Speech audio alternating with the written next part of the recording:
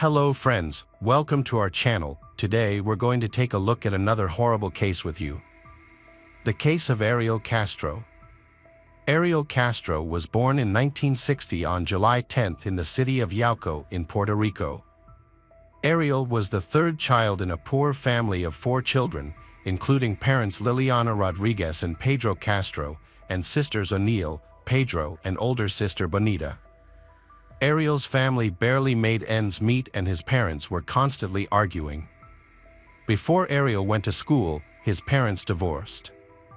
His mother Liliana took care of all the children. Now Liliana had almost nothing left to feed her children. In desperation, Liliana and her children decided to move to the United States and settled for a while in southeastern Pennsylvania in the city of Reading. However, they soon moved to the neighboring state of Ohio and eventually settled in the city of Cleveland.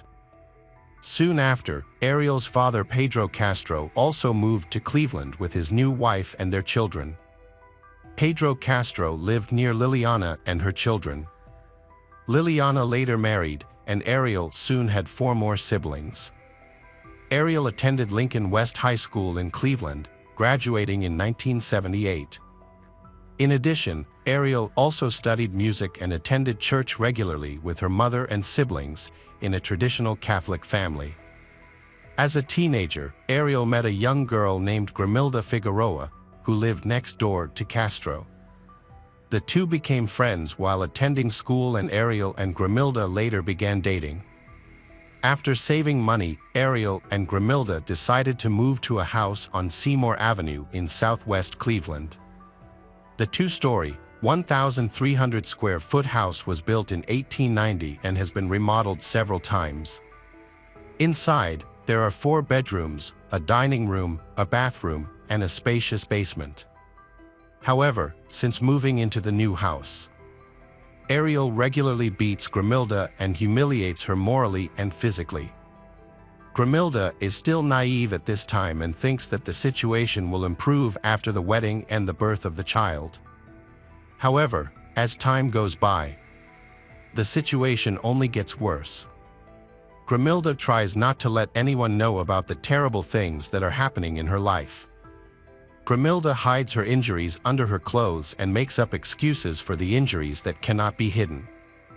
In 1993, Ariel beat his wife so brutally that Grimilda suffered broken ribs, nose, and both arms from falling down the stairs after being pushed by Ariel. However, Grimilda steadfastly refused to report the incident to the police. The incident was covered up. Ariel repeatedly beat Grimilda in the mid-1990s. On one occasion, Ariel caused Grimilda a serious head injury that resulted in a blood clot and a tumor that could not be surgically removed. Ariel was arrested but released just a day later. By the late 90s, Grimilda was tired of the constant beatings and living in fear. Grimilda finally decided to file for divorce, took away the appliances, and moved out of the house. Grimilda won custody of all 4 of their children, Arlene, Antonio, Angie, and Amelia. However, Grimilda's nightmare did not end there. Ariel began to pursue Grimilda for money and threatened her to return to him. Realizing that Grimilda could not handle it on her own, Grimilda finally decided to report to the police to get a restraining order against Ariel. In late April 2012, Grimilda suffered complications related to an inoperable tumor caused by a head injury. Grimilda's children were old enough to care for themselves and live their own lives, so they did not need a guardian. However, the children still maintained contact with their father Ariel. Back in the early 2000s, Ariel lived alone in a 2-story house on Seymour Avenue. Ariel worked as a school bus driver and had a passion for playing the guitar. Ariel often performed at city festivals in Latin bands. His neighbors often spoke highly of him, praising his hospitality and kind personality. However, there were many strange things in Ariel's actions that went unnoticed. That he was prosecuted several times for traffic violations while driving a school bus. He had speeding and dangerously making U-turns, for which he was fined and even suspended for a while until he was fired in early 2013 for an act that threatened the lives and health of his young passengers. Additionally, Ariel frequently changed bands because Ariel was kicked out for being late, disrupting rehearsals and concerts. Another strange thing is that after his divorce from Grimilda, he never invited anyone to his house, although Ariel often invited neighbors to barbecues in his backyard. It's hard to say how dangerous this smiling, kindly-faced Ariel was. Michelle Knight was Ariel Castro's first victim. In 2002, on August 23, Ariel decided to kidnap Michelle Knight, then 21 years old. Michelle Knight was born in 1981 and came to Cleveland. Michelle was a frequent runaway and had a history with the police. After becoming a single mother, Michelle faced the risk of losing custody of her 2-year-old child. On the day of the incident, Michelle visited a relative's house and then had to go to court, where the issue of regaining custody of her 2-year-old child had just been decided. While walking down the street, Michelle saw Ariel Castro driving up and offering her a ride. Since Michelle knew the nearby school bus driver, she didn't suspect Ariel and decided to get in his car. On the way, Ariel tells Michelle that he is taking care of puppies at home and invites Michelle to visit them and help Ariel find homes for the puppies.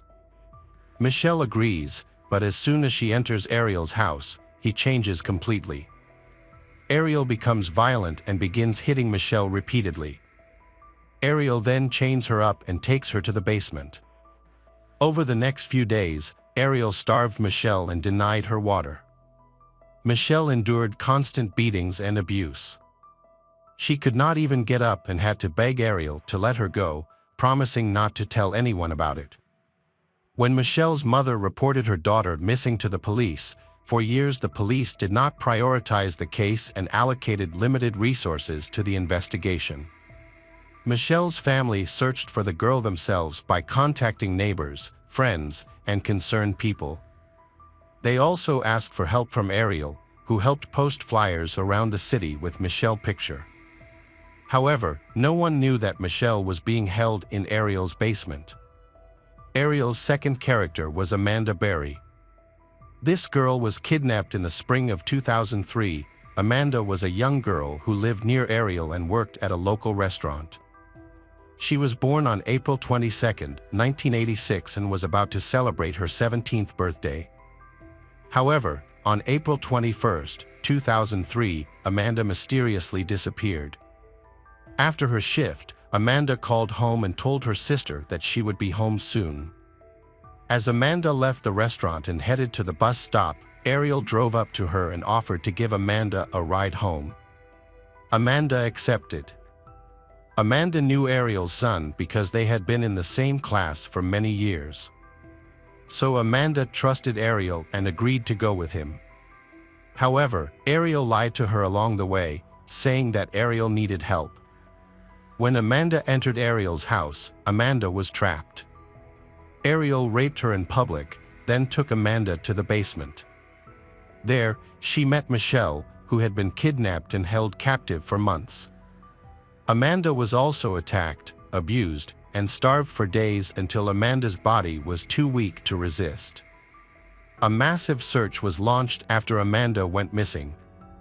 Her disappearance was widely reported in the media and Amanda's parents appeared on popular television shows such as Oprah Winfrey and Montel Williams. They shared their story and urged anyone with information about Amanda's whereabouts to contact them immediately. On one show, famous psychic Sylvia Brown was invited on. After viewing a photo of Amanda, she said that the girl had died and her body was in the water. The words troubled Amanda's parents, but the mother, Louise Miller, continued to search for her daughter until she died in March 2006 of a heart attack. In 2012, a criminal named Robert Wolford suddenly confessed to Amanda's murder and offered to show them where her body was buried. Robert led police to a vacant lot in West Cleveland, claiming that he had buried Amanda there. However, a lengthy search failed to uncover any trace. Robert was later found to have lied for fame and television, leading to his being sentenced to an additional 5 years in prison for perjury and obstructing justice. In April 2004, This time, Ariel chose Gina de Jesus, a 14-year-old girl in his daughter's class. Ariel met Gina and another girlfriend after school. After chatting for a while, the two girls decided to go home separately. When they reached the corner of West 105th Street, Ariel met Gina and offered to take Gina home. Since Gina had known Ariel since childhood, having long been the father of her best friend, Gina got into Ariel's car without suspecting anything. Although it was daytime, there were no witnesses to the kidnapping because the streets were deserted at that time. In addition, Gina took the initiative to get into Ariel's car, so there was no easily detectable conflict. The story of Gina's disappearance was aired on Fox TV's America's Most Wanted and was re-aired twice in 2005 and 2006. Ariel also posed as a volunteer looking for missing girls. When she brought Gina home, Ariel treated Gina similarly to Michelle and Amanda. Abused, sexually assaulted, and locked in the basement. It is believed that the kidnapping was carried out by a middle-aged Hispanic man. Was seen by a passerby.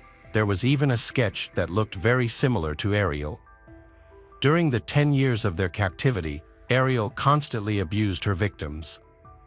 They were often starved, attempting to break their spirits and destroy their self-esteem. Severe punishments were also carried out if the three girls did not comply. Michelle, the oldest captive, suffered the most. Ariel would not spare her and would often beat Michelle to intimidate the other girls, forcing them to obey without asking any questions. After years of captivity in the dark and damp basement, Ariel moved them to a room on the second floor, which overlooked the courtyard. During her captivity, Michelle became pregnant at least 5 times. However, each time she showed signs of pregnancy, Ariel brutally attempted to terminate the pregnancy, starving Michelle and kicking her in the stomach until Michelle miscarried.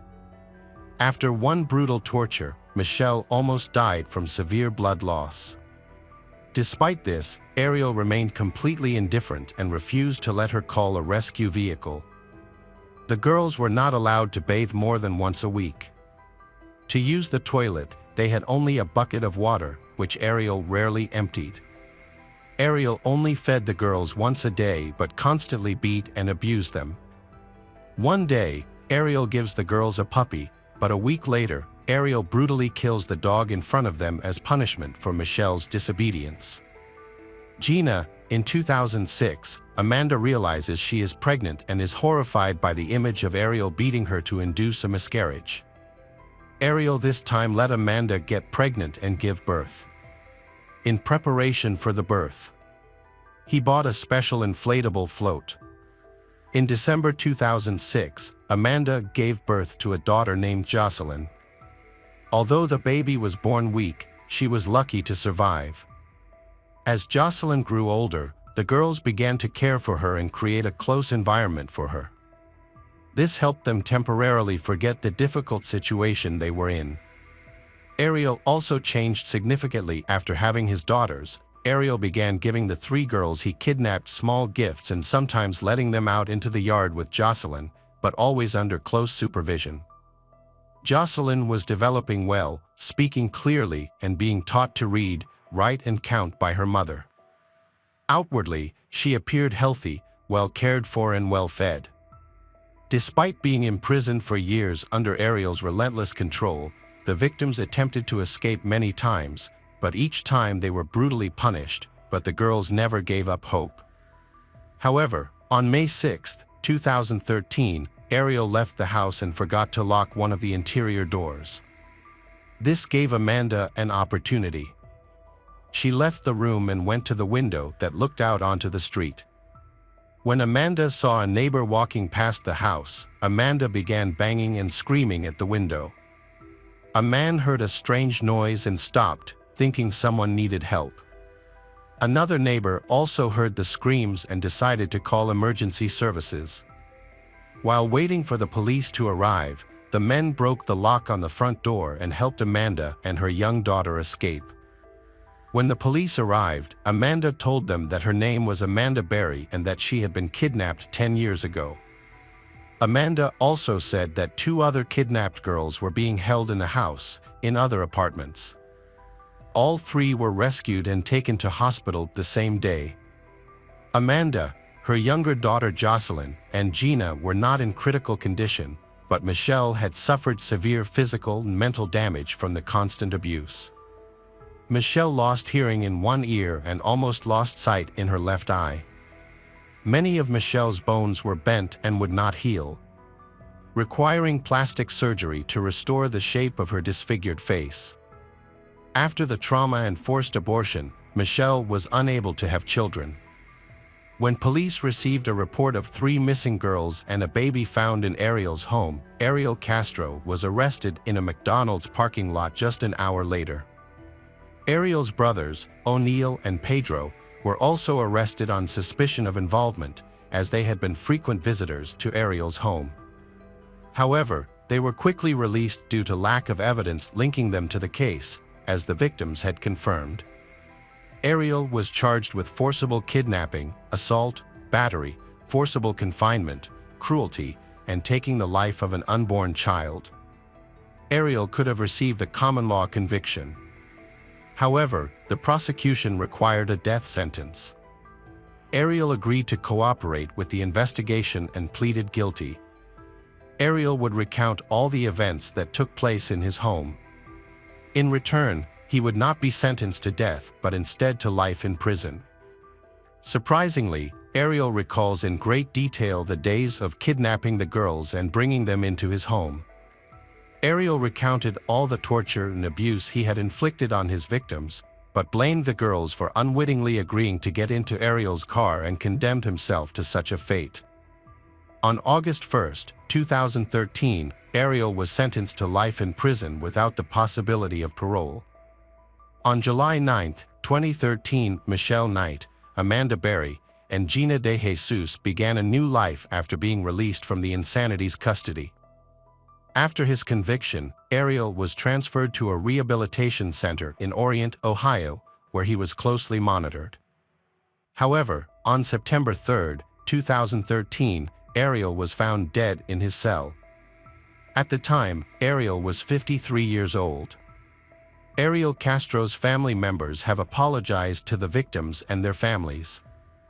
Michelle Knight wrote a book titled Life After Darkness: Finding Healing and Happiness After the Cleveland Kidnapping in 2018.